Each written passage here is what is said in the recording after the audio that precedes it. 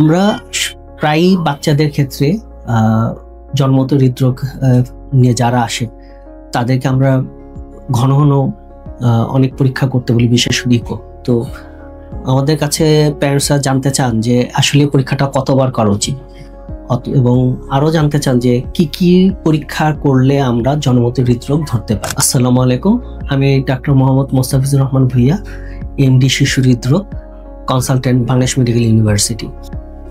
তো জন্মগত হৃদরোগের ক্ষেত্রে আমরা বলি যে জন্মগত হৃদরোগ মার পেটে থাকা অবস্থাতেই ধরা সম্ভব। তো সাধারণত জন্মগত হৃদরোগ দুইভাবে আমরা পেয়ে থাকি।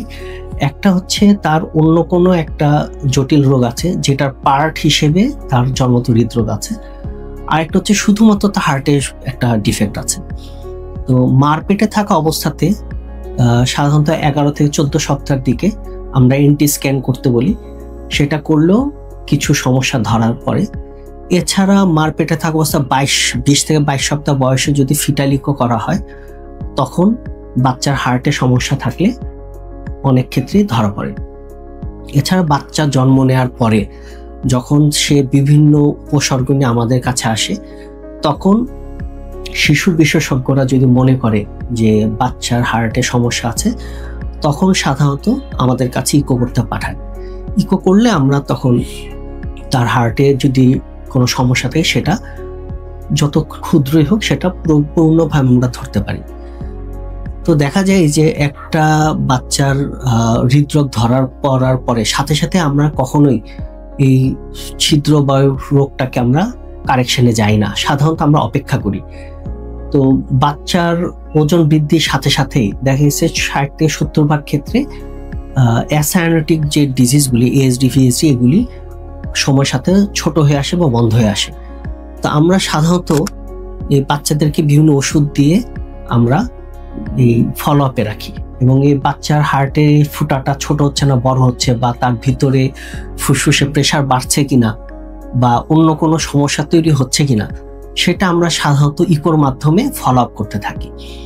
এবং ইকো ছাড়া আরো অনেক পরীক্ষা আছে, কিন্তু ইকোতেই সবচেয়ে ভালোভাবে বোঝা যায়।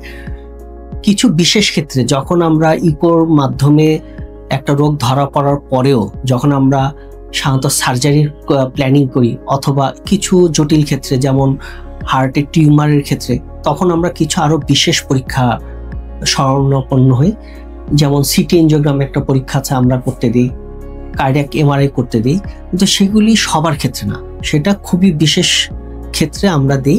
সব বাচ্চার এই রোগগুলি পরীক্ষাগুলি করার প্রয়োজন পড়ে না।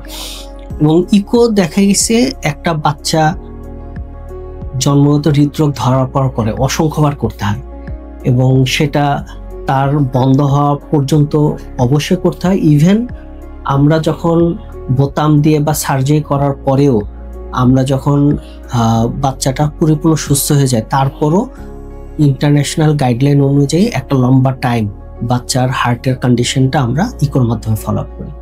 ধন্যবাদ।